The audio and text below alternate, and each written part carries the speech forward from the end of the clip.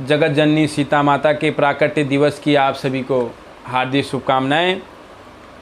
आज हम एक कथा सुनेंगे जिसे रोज़ जगत जननी माँ सीता भगवान श्री राम जी को सुनाया करती थी।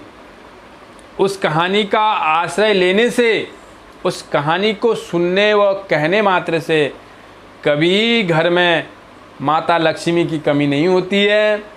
तो आइए हम सब मिलकर उस कहानी का आश्रय लें जिसको रोज़ माँ भगवान को सुनाया करती थी। एक दिन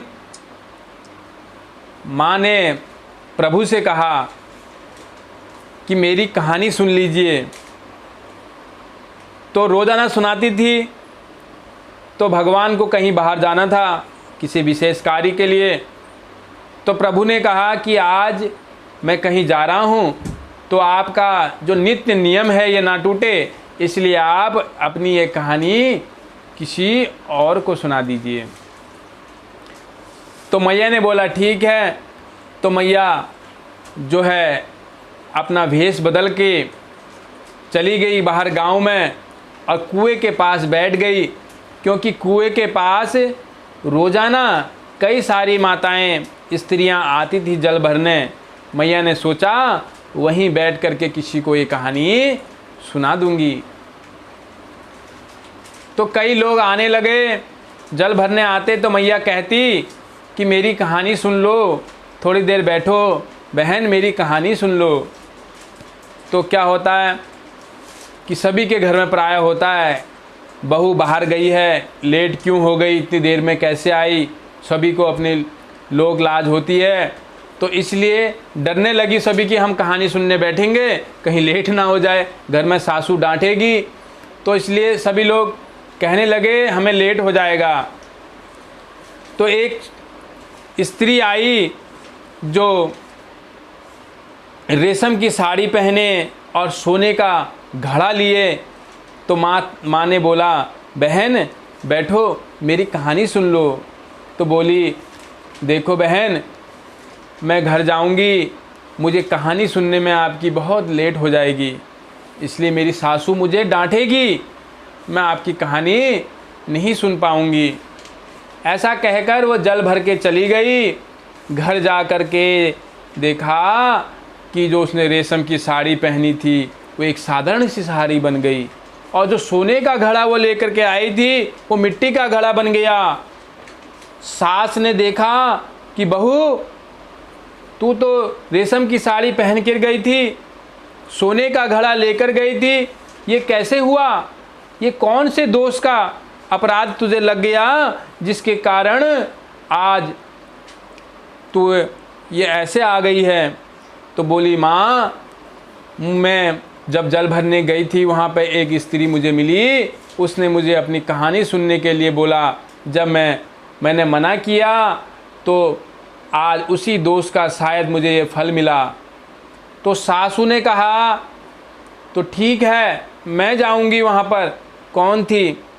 तो सासू ने वही साड़ी पहनी, वही घड़ा लिया मिट्टी का और चली गई वहाँ पर। तो वहाँ पर जब देखा तो उनसे भी माता ने ऐसे ही कहा कि बहन मेरी कहानी सुन लो। तो उनने बोला ठीक है बहन, मैं तेरी कहानी एक बार नहीं 4 बार सुनूंगी, तो मुझे अपनी कहानी तो सुना। तो वो बैठ गई कहानी सुनने। तब माँ सीता ने उनको अपनी कहानी कौन सी थी वो कहनी प्रारंभ करी। राम आए लक्ष्मण आए, देश के पुजारी आए, नित नेम का नेम लाए, आओ राम बैठो राम, तपी रसोई जियो राम, माखन मिश्री खाओ राम, दूध बतासा पियो राम, सूत के पालक का बैठो राम, साल दुसाला पोठो राम, साल दुसाला ओढ़ो राम। जब बोलूं जब राम ही राम, राम सवारे सबके काम, खाली घर भंडार भरेंगे, सबका बेड़ा पार करेंगे। श्री राम जय जय राम। जब ये कहानी माँ सीता ने उनको सुनाई वो बोली बहन कहानी तो बहुत अच्छी लगी। तो उसके बाद सासू घर चली गई। घर जाते ही क्या देखा कि वो जो साड़ी, साधारण सी साड़ी थी, वो रेशम की फिर से बन गई और वो मिट्टी का घड़ा सोने का बन गया। तो बोली ये दोष हमारा उतर गया, अब हम ये कहानी अपने घर में भी हम गाएंगे। तो बहू बोली माँ वो कहानी मुझे भी सुना दीजिए, मुझे भी वो कहानी सुननी है जिसको मैं तो नहीं सुन पाई और आप सुन के आए हो, इतनी कृपा हुई। तब सासू ने वही कहानी अपनी बहू को सुनाई। बहू को सुनाई और बहू ने कहा माँ ये तो बहुत अच्छी लगी।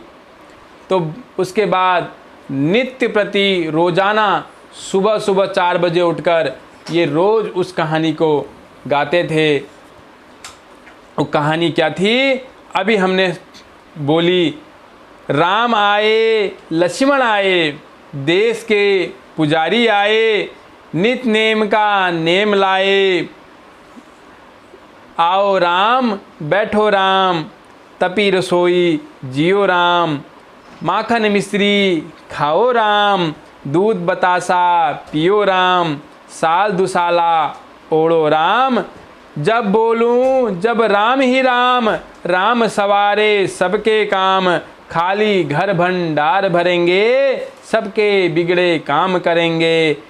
श्री राम जय राम जय जय राम। तो ये कहानी उनके घर में नित्य प्रति होने लगी और उनके घर के भंडार भरने लगे। धन लक्ष्मी की कभी कोई कमी नहीं होने लगी। तो एक दिन सुबह सुबह एक पड़ोस की स्त्री आकर बोली बहन आँच देना। वो अग्नि मांगने आई थी। पहले क्या होता था कि घरों में, जिस घर में के लोग पहले उठते थे, अग्नि पहले जहाँ जलती थी तो अड़ोस पड़ोस के लोग वहाँ से अग्नि मांग के लाते थे, ये परंपरा थी। तो जब वह अग्नि लेने आई तो उन्होंने कहा बहन अभी तो हमने अग्नि जलाई नहीं। तो उन्होंने कहा, सास ने कहा कि अभी तो अग्नि जलाई नहीं। तो पड़ोसन बोली तो आप तो बड़े सुबह से उठे हैं, इतनी देर से क्या कर रहे थे? तो उन्होंने बताया कि हम एक कहानी है जिसे हम रोज़ नित्य प्रति गाया करते हैं। तो उनने कहा पड़ोसन ने कि बहन मुझे भी वो कहानी सुनाओ, उसको सुनने से क्या लाभ होता है? उसने बताया सास ने कि उसको सुनने से घर के भंडार भरते हैं, माँ सीता की कृपा होती है। तो वो भी बैठ कर सुनने लगी। जब उसने वो कहानी सुनी, घर जाकर उसने भी वो कहानी नित्य प्रति गाने लगी, तो उसके भी घर के भंडार भरने लगे, माँ लक्ष्मी की कृपा होने लगी।